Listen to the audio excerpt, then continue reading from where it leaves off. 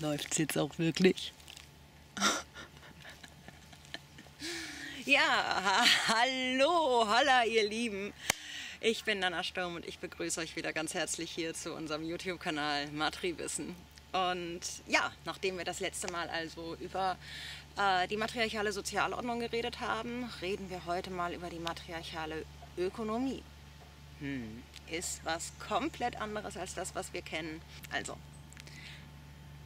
in matriarchalen Gesellschaften begegnet uns eine Ökonomie des Ausgleichs, der Feste, ja, eine Kultur der Feste und des Schenkens. Können wir uns so vorstellen, dass also wenn zum Beispiel ein Clan im Laufe eines Jahres besonderes Glück hatte bei der Ernte oder aber halt auch durch Verkauf von irgendwelchen hergestellten Sachen, wie auch immer, dieser Clan ist zu Reichtum gekommen, dann sind das diejenigen, die die anderen Leute einladen dürfen. Ja, es steht dann ein Jahreszeitenfest an oder ein Lebensstadienfest, so alle kommen zusammen und dieser Clan, die haben die Ehre, die anderen einzuladen. Das sind Ausführungen von Heide Göttner Abendrot, auf die ich mich da beziehe. Ich zitiere sie da jetzt auch einmal direkt. Sie sagt nämlich, Ehre bedeutet hier soziales Ansehen, das nach dem Kriterium des fürsorglichen Verhaltens für die Gemeinschaft bemessen wird. Dieses soziale Ansehen ist ein ideeller Faktor, der hat aber auch eine sehr praktische Seite. Also wenn nämlich jetzt so ein Clan, der halt gegeben hat, in eine prekäre Situation kommt, also halt nichts mehr hat, dann unterstützen natürlich die anderen Clans ihn auch. Und eine Matriarchatin der traditionellen Tuareg hat also der Heide Göttner Abendrot auch erzählt, dass Arm und Reichsein halt nur unterschiedliche Stadien sind im Leben eines jeden Clans und dass sie da auch keine Angst vor hat. Weil wenn sie halt mal arm ist, dann helfen ihr die anderen Clans, die leben wirklich weit verstreut, es sind aber trotzdem, sie fühlen sich alle als Nachbarn, sie fühlen sich einander verbunden und die helfen diesem in Not geratenen Clan dann durch lebende Milch. Lebende Milch bedeutet also Schafe und Ziegen, genau, die sie also von ihren eigenen Herden abgeben. In der Stadt hat jeder das Geld nur für sich, das sagte also auch die Matriarchin, darum würde man da dann halt auch in Elend geraten, wenn es denn halt mal nicht läuft. Ja, es gibt eine Frau, die zu der Ökonomie des Schenkens ganz viel geforscht hat. Das ist Genevieve Wogan aus dem Buch Die Ordnung der Mutter, Wege aus dem Patriarchat. Ich lese euch direkt jetzt ein Stück vor, weil das ist wichtig. Also, in Wirklichkeit weckt der Markt, abgesegnet von der Wirtschaftslehre, zuerst die Illusion, bedürfnisbefriedigende Güter könnten nur existieren, wenn sie tauschbar und für Geld zu erwerben sind. Die entsprechende Realität schafft er danach durch die Zerstörung des Überflusses, der von Natur und Gesellschaft bereitstand. Zum Beispiel mit dem Verkauf von Terminator-Saatgut, auch Selbstmordsamen genannt.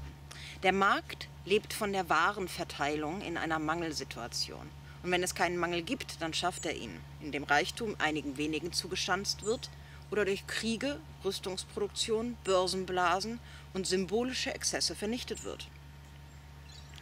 Wenn Überfluss herrscht, ist Schenken funktionell leicht und macht sogar Spaß, während es beim Mangel erschwert wird und von der schenkenden Person Opfer verlangen kann. Die auf Tausch basierende Wirtschaft und der Markt bestrafen und diskreditieren das Schenken von Gaben, indem sie einen Mangel herstellen. Das finde ich ganz wichtig. Ja? Also es ist ein künstlich erzeugter Mangel. Dessen müssen wir uns bewusst sein, weil eigentlich, ja, also ich bin jetzt hier ja auch gerade draußen, ich sitze tatsächlich unter einem Apfelbaum. Ein Apfelbaum ist ein so wunderbares Beispiel dafür, wie die Natur uns einfach aus der unglaublichsten Fülle heraus beschenkt. Wenn wir Marx' Idee von der Wirtschaftsstruktur und ihrem ideologischen Überbau heranziehen, dann können wir sehen, dass die ökonomische strukturelle Praxis des einseitigen Schenkens Werte von Fürsorge entstehen lässt, während die Praxis des Tausches, die Gaben ausschließt, Werte von Herrschaft hervorbringt. Es gibt viele Unterschiede zwischen den Werten dieser beiden Wirtschaftsweisen. Zum Beispiel ist das Schenken auf eine andere Person hin orientiert, während Tausch egoorientiert ist. Die Wertschätzung, die beim Schenken der anderen Person entgegengebracht wird, ist beim Tausch auf das Selbst gerichtet. Die andere Person dient hier als Mittel zum Zweck. Beim Schenken zählt hauptsächlich Qualität, beim Tausch vor allem Quantität. Schenken geben stellt auf Gegenseitigkeit beruhende Beziehungen und Vertrauen her, während Tausch zu Beziehungen mit Wettbewerbscharakter und feindlichen Haltungen führt. Jeder am Tausch Beteiligte strebt unter dem Deckmäntelchen vermeintlicher Gleichheit danach, mehr zu bekommen. Ja. So. In den vergangenen Jahrzehnten haben Feministinnen Gleichheit mit den Männern innerhalb einer globalisierenden Kultur gefordert. Einer Kultur, die hauptsächlich aus Institutionen besteht, die auf patriarchal-kapitalistischen Modellen, Mustern und Vorstellungen basieren. Diese vermitteln die Illusion, dass das System, in dem wir leben, die Realität ist, zu der es keine Alternative und aus der es keinen Ausweg gibt. Das Beste, was Frauen tun können, schien zu sein, die bestehenden Institutionen am Funktionieren zu halten oder ihren eigenen Status in den Institutionen zu verbessern. Viel Energie ist aufgebracht worden, um Gleichheit für Frauen in diesen Institutionen zu erreichen. Gleiche Rechte vor dem Gesetz, gleiche Bildungschancen in Schulen, gleichen Status in den Religionen, in der Geschäftswelt und in den Konzernen. Dabei beruhen sie alle auf den Werten des Kapitalismus-Patriarchats. Es ist Gift für uns zu glauben, dass das bestehende System alles ist, was es gibt. Es ist eine Illusion, die zerstört werden muss, wenn wir jemals in der Lage sein wollen, eine friedliche Welt zu schaffen.